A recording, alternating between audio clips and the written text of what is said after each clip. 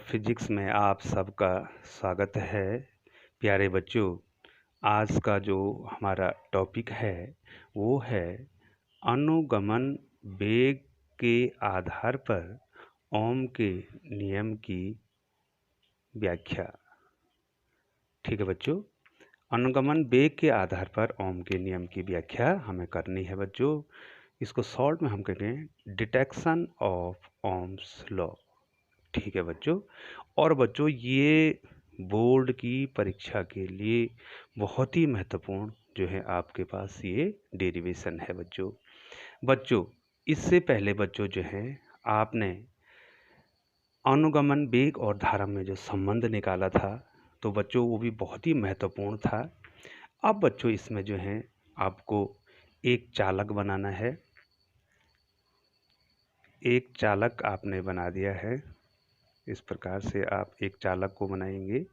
ये कोई चालक है, मान लीजिए हमारे पास PQ कोई चालक है जिसकी लंबाई L है। उसके एकांक आयतन में मुक्त इलेक्ट्रॉनों की संख्या N है। ठीक है बच्चों, मैं यहाँ पर लिख दूँ, शॉर्ट में लिखूँगा बच्चों, माना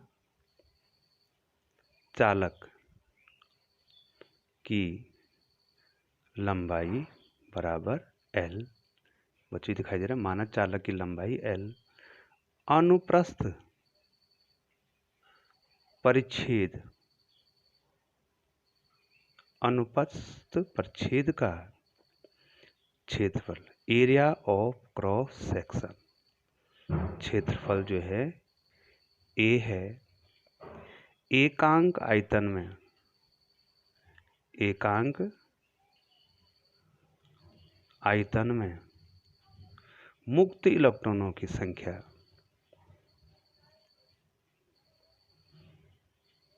इलेक्ट्रॉनों की संख्या N है। बच्चों यहाँ पर दिखाई दे रहा है अनुगमन वेग, अनुगमन वेग ड्रिफ्ट वेलोसिटी जो मुक्त इलेक्ट्रॉनों की है वो VD है। ठीक है बच्चों, ये आपको लिखनी है बच्चों। अब होगा क्या बच्चों, ये देखो बच्चों, ये इसमें मैं मुक्त इलेक्ट्रॉन बना देता हूँ और ये मुक्त इलेक्ट्रॉन यहाँ पे किस वेग से चलेंगे, VD वेग से चलेंगे। लेकिन कब चलेंगे बच्चों, जब हम चालक को एक बैटरी द्वारा जोड़ेंगे। ये देखो बच्चों, चालक को किसके द्वारा जोड़ना बच्चों, हमको बैटरी के द्वारा जोड़ना है। ये पॉजिटिव टर्मिनल और ये नेगेटिव टर्मिनल। तो बच्चों अब यहाँ पर आपको ध्यान देना है। मैंने ये बता दिया, माना कोई चालक है जिसकी लंबाई L है, अनुप्रस्थ परिच्छेद का क्षेत्रफल A है, एकांक आयतन में मुक्त इलेक्ट्रॉन संख्या N है और अनुगमन वेग VD है। चालक आपके पास PQ है। ठीक है बच्चों, जब हम बैटरी के द्वारा जोड़ेंगे तो क्या होगा बच्चों, ये जो P सिरा है ये जो है धनात्मक विभव VP और ये धनात्मक विभव VQ पर हो जाएगा। इसका विभव इससे ज़्यादा होगा तो क्या होगा बच्चों, इसमें एक इलेक्ट्रिक फील्ड लग जाएगा, चालक के सिरों पर विभवांतर आरोपित हो जाएगा और चालक में जो है एक वैद्युत क्षेत्र स्थापित हो जाएगा। ये E बच्चों कहाँ से कहाँ की ओर बच्चों, प्लस जो इसका सिरा है प्लस सिरे से माइनस सिरे की ओर, अर्थात धन इलेक्ट्रोड से ऋण इलेक्ट्रोड की ओर जो है एक वैद्युत क्षेत्र स्थापित इसमें हो जाएगा बच्चों। ठीक है बच्चों। अब भी यहाँ धारा धन टर्मिनल से ऋण टर्मिनल की ओर बहने लग जाएगी इस प्रकार से बच्चों। और मुक्त इलेक्ट्रॉन दिखाई दे रहा बच्चों, इस धारा की विपरीत दिशा में किस वेग से बच्चों, अनुगमन वेग VD से चलने प्रारंभ हो जाएंगे बच्चों। ठीक है बच्चों, यहाँ पर ध्यान रखना है, जो P सिरे का जो पोटेंशियल है वो ज़्यादा है किस सिरे का, Q सिरे का। ठीक है बच्चों, तभी जो है जब इस सिरे का पोटेंशियल ज़्यादा होगा इस सिरे से, तभी जो है धारा प्रवाहित होने के लिए किसी भी परिपथ में या किसी भी चालक में यदि हमने धारा प्रवाहित करनी है तो दो बिंदुओं के बीच विभवांतर होना जरूरी है। यही क्या देगा बच्चों, ये विभवांतर, विभवों का अंतर, एक ज़्यादा है एक कम है, ये विभवांतर दे देगा बच्चों Vp माइनस VQ। ठीक है बच्चों, ये क्या दे देगा, इसमें विभवांतर दे देगा। अब मान लीजिए इसी को मैं भी लिख देता हूँ। ठीक है बच्चों, इसी को क्या लिख देता हूँ, भी। तो भी क्या है, यहाँ पे दोनों सिरों का विभवों का अंतर है, जिसको हमने क्या कहा है बच्चों, विभवांतर हमने इसको कहा है। ठीक है बच्चों, अब होगा क्या, मैं थोड़ा सा इसमें लिख देता हूँ बच्चों। चालक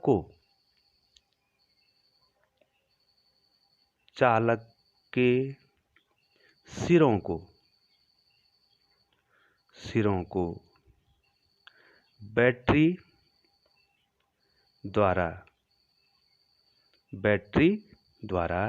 जोड़ने पर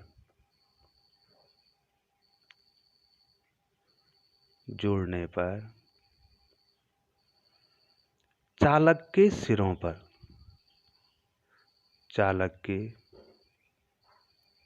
सिरों P तथा Q पर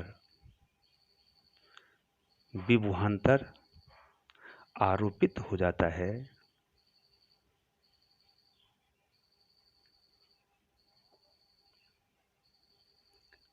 है, जिससे एक वैद्युत क्षेत्र,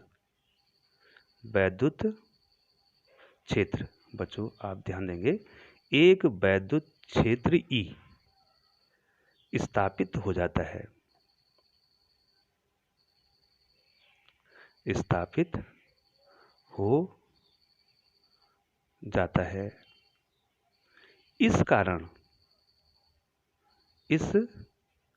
कारण प्रत्येक मुक्त इलेक्ट्रॉन पर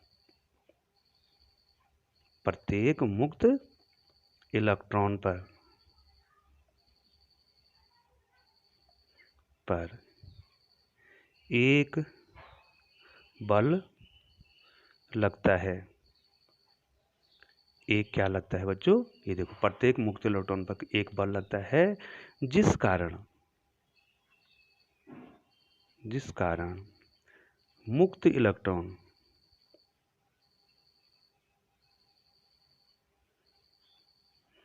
Q से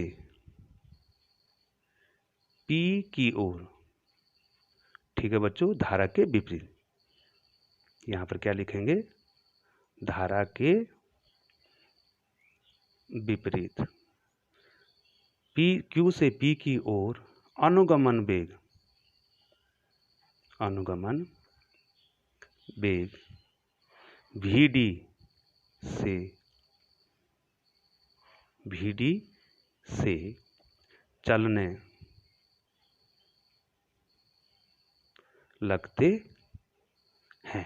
ठीक है बच्चों, ये बच्चों आगे आपको ये देखो फिर बता दूं, ये देखो यहां से बताऊं, चालक के सिरों को बैटरी द्वारा जोड़ने पर चालक के सिरों P तथा Q, ये दिखाई दे रहा है बच्चों, P, ये देखो बच्चों मैं ऊपर ले जाता हूँ, फिर इसको देखो, ये P और ये Q, चालक के सिरों पर क्या हो जाएगा, एक विभवांतर आरोपित हो जाएगा। ठीक है बच्चों, क्या हो जाएगा, एक विभवांतर आरोपित हो जाता है, और इस विभवांतर के कारण एक वैद्युत क्षेत्र स्थापित हो जाता है, और वैद्युत क्षेत्र के कारण प्रत्येक मुक्त इलेक्ट्रॉन पर एक बल लगता है, और उसके कारण जो है ये इलेक्ट्रॉन धारा के विपरीत जो है अनुगमन वेग VD से चलने लग जाते हैं।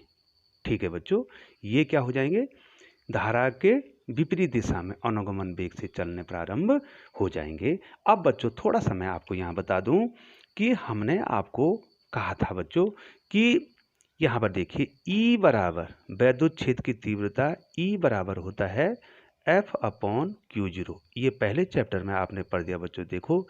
और यदि यहाँ पर तो इलेक्ट्रॉन है, मैग्नीट्यूड के रूप में लिख देता हूँ बच्चों, चलो मैं, ठीक है, तो F/E, अब वेक्टर नहीं लगाऊंगा, मैंने मैग्नीट्यूड में लिख दिया। ठीक है बच्चों, तो F बराबर कितना हो जाएगा बच्चों, E इंटू E हो जाएगा। ठीक है बच्चों, कितना हो जाएगा, ई इंटू ई। इतना बल जो है क्या होगा, प्रत्येक मुक्त इलेक्ट्रॉन पर इतना बल लगेगा बच्चों, ठीक है। और चूंकि जो है बच्चों हम ये जानते हैं F इजिकल टू क्या होता है, ma, न्यूटन का गति विषयक द्वितीय नियम है। तो हम क्या लिख सकते हैं, F की जगह क्या लिख सकते हैं, ma बराबर ई हो गया। तो A इजिकल टू कितना हो जाएगा, ई बाई एम। ठीक है बच्चों, ये जो है उनका त्वरण, इस त्वरण से वो जो है गतिमान हो जाएंगे। ठीक है बच्चों, अब जो है हमने एक फॉर्मूला, ये फॉर्मूला मैं यहाँ लिख दूं, वैद्युत क्षेत्र की तीव्रता और विभवांतर में संबंध। ये देखो बच्चों, यहाँ पर जो है ई वैद्युत क्षेत्र की तीव्रता है, भी सिरों का विभवांतर है और डी दूरी है। तो बच्चों आप ही हमें ये बताएंगे कि यहाँ पर दूरी कितनी है बच्चों, एल, और विभवांतर कितना है, भी है।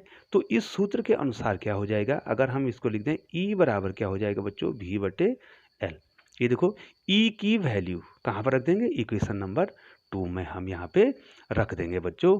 तो जब हम ई की वैल्यू रखेंगे तो कितना हो जाएगा बच्चों, ए कितना हो जाएगा, ए बराबर हो जाएगा ई बाई एम, तो पहले से है, और वी की वैल्यू रख देंगे, ठीक है, किसकी रख देंगे, वी की वैल्यू नहीं सॉरी ई की वैल्यू रख देंगे वी बटे एल। तो ए की वैल्यू कितनी आएगी बच्चों हमारे पास, ई वी बटे एम एल। ये जो है इस त्वरण से जो है वो एसिलरेट हो जाएंगे। ठीक है बच्चों, इस त्वरण से क्या हो जाएगा बच्चों, वो एसिलरेट हो जाएंगे। अब बच्चों हमारे पास त्वरण की वैल्यू कितनी आएगी बच्चों, ए इजिकल टू हमारे पास आ गया ई भी बटे एम इंटू एल। ठीक है बच्चों, चूंकि हम जानते हैं जो अनुगमन वेग का जो मान होता है वो होता है बच्चों ए इंटू टाउ। ठीक है बच्चों, यहाँ पर टाउ क्या है, श्रांति काल, इलेक्ट्रॉन की दो क्रमागत टक्करों के बीच लगने वाला जो समय है, औसत समय है, इसको हमने श्रांति काल कहा बच्चों। ठीक है, अब हम क्या करेंगे, इस वैल्यू को, ए की वैल्यू को यहाँ पर रख देंगे। ठीक है बच्चों, तो वी डी बराबर कितना आ जाएगा बच्चों हमारा, ई वी बटे एम एल तो पहले से है, ये देखो, और इनटू क्या हो जाएगा, टॉ हो जाएगा। तो बच्चों इससे पहले हमने कितना इक्वेशन बनाया था, ये देखिए बच्चों 2 इक्वेशन बनाया था हमने, और इसको मान लीजिए बच्चों हम इक्वेशन 3 लिख देते हैं। अब अनुगमन वेग और धारा में संबंध, अनुगमन वेग व धारा में संबंध। ठीक है बच्चों, ये हम जानते हैं I इजिकल टू होता है बच्चों N E A V D. ठीक है बच्चों, अनुगमन वेग का मान कितना, N E A V D. ये इक्वेशन नंबर 4 लिख देते। अब बच्चों थोड़ा आप ध्यान देंगे, यहाँ पे ध्यान ये देना है बच्चों कि इस आई में जो ये वी डी की वैल्यू है, समीकरण नंबर 3 से वी डी की वैल्यू यहाँ पर रख देनी है बच्चों। मैं लिख नहीं रहा बच्चों, आपको बता रहा हूँ कि वी डी की वैल्यू लिखनी है।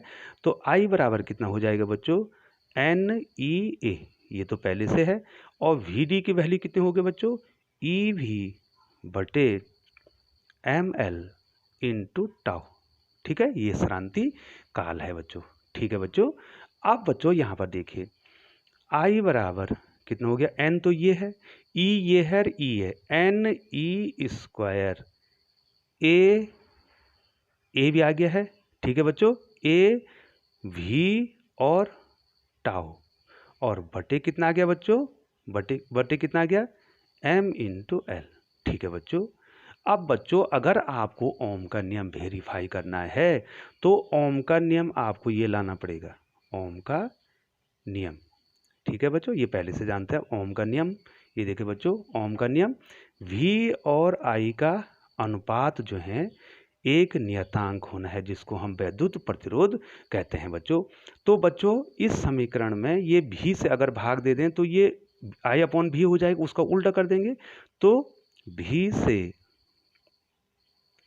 भाग देने पर, ठीक है बच्चों, पूरी समीकरण में हम भी से भाग देंगे तो ये कितना हो जाएगा बच्चों, आई अपॉन भी हो जाएगा।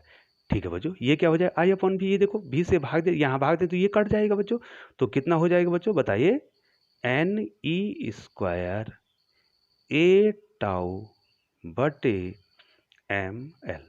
अब बच्चों आप बताएंगे हमको भी अपॉन आई चाहिए, तो इसका क्या कर देंगे, उल्टा कर देंगे। तो बच्चों उल्टा करेंगे तो कितना हो जाएगा, भी अपॉन आई बराबर एम एल बटे एन ई स्क्वायर ए टाउ। ठीक है बच्चों, ये हमारे पास आ गया है। अब बच्चों ये नियत रहता है, ठीक है बच्चों, ये क्या रहता है एम, देखो बच्चों इलेक्ट्रॉन का द्रव्यमान भी नहीं बदलना है, उसकी लंबाई भी जो कांस्टेंट रहेगी, ये एकांक आयतन में इलेक्ट्रॉनों की संख्या भी नहीं बदलेगी, इलेक्ट्रॉन का आवेश भी नहीं बदलेगा, और ये ए जो है अनुप्रस्थ परिच्छेद का क्षेत्रफल नहीं बदलेगा, और टॉ जो है क्रांतिकाल, अगर ताप नियत, अगर ताप नियत है तो क्रांतिकाल भी नहीं बदलेगा। उस स्थिति में ये जो कांस्टेंट है ये क्या आ गया बच्चों, भी अपॉन आई क्या आ गया, ये आ गया बच्चों नियत। ये देखो बच्चों यहाँ पर देखो ओम के नियम में हमने भी अपॉन आई को क्या कहा था बच्चों, भी अपॉन आई को आर कहा था, और ये क्या आना है, नियत आना है। ठीक है बच्चों, अब आप हमें ये बताएंगे तो यहाँ पर ये किसकी वैल्यू आ गई बच्चों, ये किसकी वैल्यू, आर की वैल्यू आएगी। तो वैद्युत प्रतिरोध की एक वैल्यू ये भी होती है एम एल बटे एन ई स्क्वायर ए टाउ। ठीक है बच्चों, ये वैद्युत प्रतिरोध की का व्यंजक आ गया बच्चों, और ये भी आपको याद रखना बच्चों। तो आपने किसको वेरीफाई कर दिया बच्चों, ओम के नियम को वेरीफाई कर दिया कि V और I का अनुपात क्या रहेगा, नियत रहेगा अनुगमन वेग के आधार पर। तो यहाँ पर R का सूत्र क्या बच्चों मिल गया हमको, एम एल बटे एन ई स्क्वायर ए टाउ। ठीक है बच्चों, और इसको देखो बच्चों मैंने लाल पेन से इसको लिख दिया है, आपको ये याद करना है बच्चों। ये देखिए ये जो है वैद्युत प्रतिरोध का सूत्र